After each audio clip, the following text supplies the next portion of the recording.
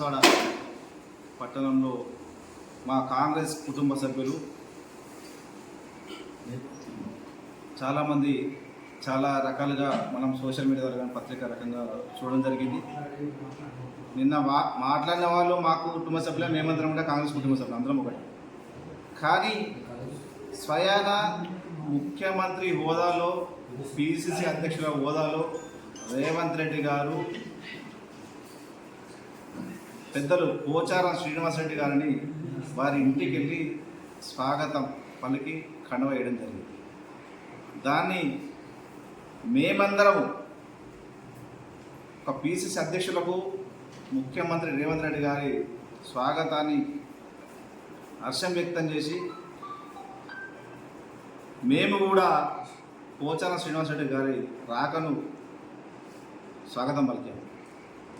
నేను ఒకటే అడుగుతా ఉన్నా, మనం వ్యక్తి కోసం చేస్తున్నామా, పార్టీ కోసం చేస్తున్నామా? నిన్న కొంతమంది మాట్లాడిన విధానం చూస్తుంటే బాధ అనిపిస్తుంది. ఇది కాంగ్రెస్ పార్టీ అనేది ఒక సముద్రం. ఒక 8 నెలల క్రితము రవీందర్ రెడ్డి అన్న గారికి కాంగ్రెస్ పార్టీకి ఎటువంటి సంబంధం లేదు. అది మనందరూ తెలుసు. ఎందుకంటే నాకు రాజకీయాలు తెలిసి నుంచి రవీందర్ రెడ్డి గారు కాంగ్రెస్ పార్టీకి వ్యతిరేకంగా ఉన్న టీఆర్ఎస్ పార్టీలే ఉన్నారు. సరే, పార్టీ అధిష్టానం టికెట్ ఇచ్చింది. కొంతమంది ఢిల్లీలో ఆయన నాన్ లోకల్, వేరే పార్టీ అని చెప్పిన వాళ్ళు మన వాళ్ళే. మళ్ళీ ఆయన సంక్రాంతి చేరి సరే పార్టీ కోసం 53,000 ఓట్లు మనందరం కష్టపడితే వచ్చిందా? ఓన్లీ మీరే కష్టపడితే వచ్చింది. ఇది కార్యకర్తలు గుర్తిరగాలి. రెండవది, వేరే పార్టీ నుంచి బీఫామ్ ఇచ్చిన వ్యక్తికి మనమందరం పనిచేస్తాం, మీతో కలిపి మేమందరం కూడా పనిచేస్తాం. మరి ఒక ముఖ్యమంత్రి హోదాలో ఒక ఎమ్మెల్యేని కాంగ్రెస్ పార్టీలో చేర్చుకుంటే మీకు నొప్పేది? మీ బాధ్యత నాకు అర్థమవుతుంది.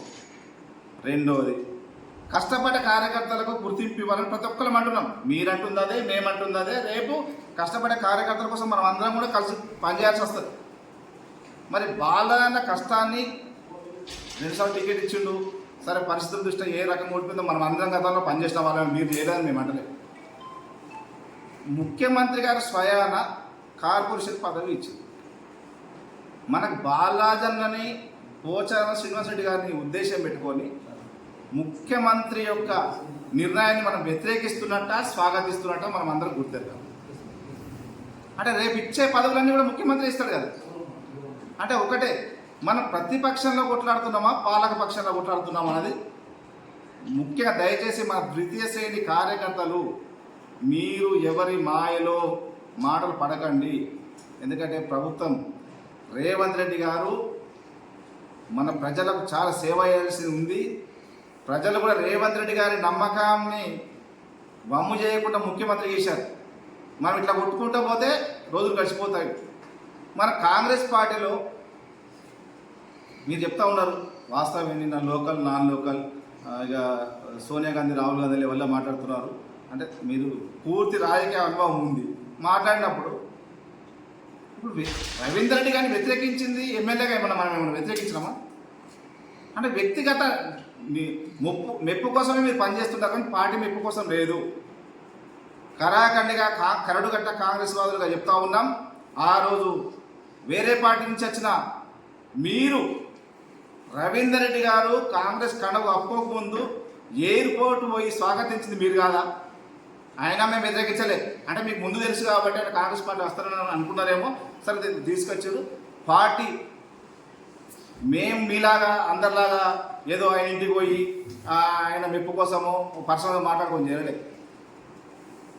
పోచారం శ్రీనివాస్ రెడ్డి గారు కాంగ్రెస్ పార్టీలో చేరిన తర్వాతనే కలిసినాం. వ్యక్తిగతంగా బాలయ్య మీద, పోచారం శ్రీనివాస్ రెడ్డి గారి మీద, వాళ్ళ కుమారుడు భాస్కర్ రెడ్డి మీద మాట్లాడుతూ ఉన్నారు. అంటే మీరు ఏదో ఒకటి మాట్లాడితే వార్తల్లో ఉండి మనం హీరో అయితే అనుకుంటే తప్పు. ఎందుకంటే ఇది ఒకటి ఆలోచించాలి. నేను అనే పదం కాదు, పార్టీని, కాంగ్రెస్ పార్టీని బాన్స్వాడ నియోజకవర్గంలో ఇక్కడ ఉన్న వాళ్ళందరం, నీతో ఉన్న వాళ్ళందరూ కూడా, మీతో ఉన్న వాళ్ళందరూ కూడా అందరం కష్టపడితేనే పార్టీ ఇంత గట్టిగా ఉంది. ఇట్లాంటి కార్యకర్తలు ఉన్నారు కాబట్టి రాష్ట్రంలో కాంగ్రెస్ పార్టీ వచ్చింది. నేను చేస్తా అంటే గతంలో పార్టీ మేం చేస్తాం, పదవులు లేకుండా పార్టీ పదవులు ఇవ్వకుండా పార్టీ కోసం పనిచేస్తాం.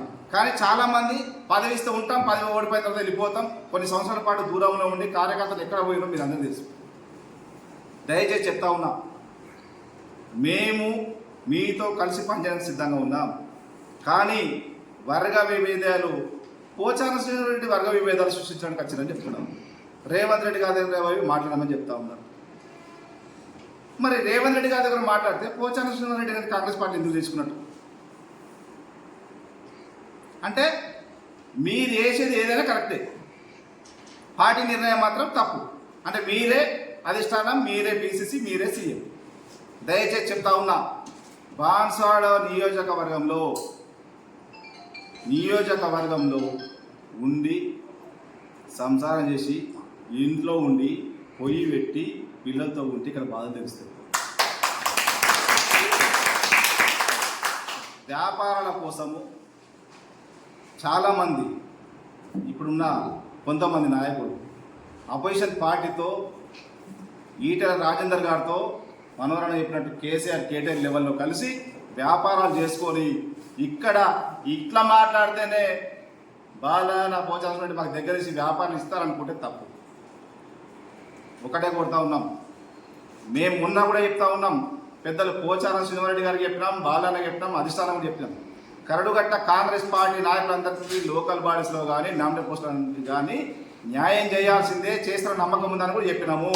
అటువంటి వారికి నష్టం జరిగితే పెద్దలు పోచారం శ్రీనివారెడ్డి గారితో, ఎంపీ సురేష్ రెడ్డి గారితో కానివ్వండి, బాలన్నతో కలిసి మాట్లాడి పోరాటం చేస్తే అటువంటి న్యాయం చేద్దాం, పార్టీని బతికిద్దాం.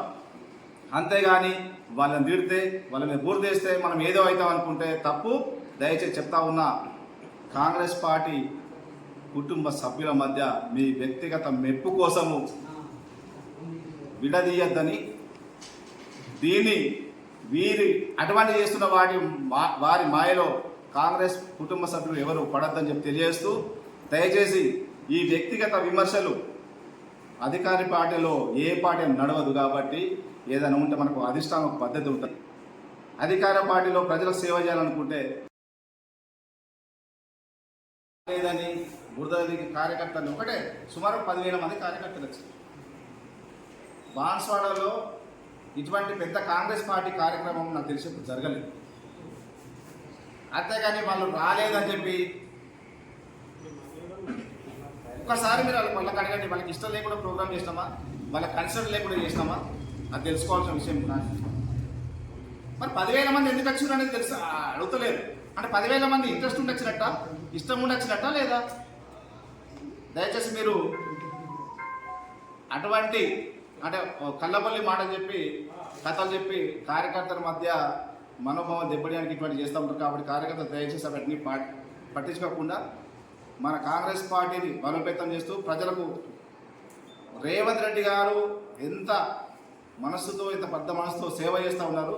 రేవంత్ రెడ్డి గారి నాయకత్వాన్ని బలపరిచే వాళ్ళందరూ పోచారం శ్రీనివాసరెడ్డి గారి రాకను, బాలరాజు గారి ఆర్గనైజేషన్ చైర్మన్ స్వాగతించాల్సిందే.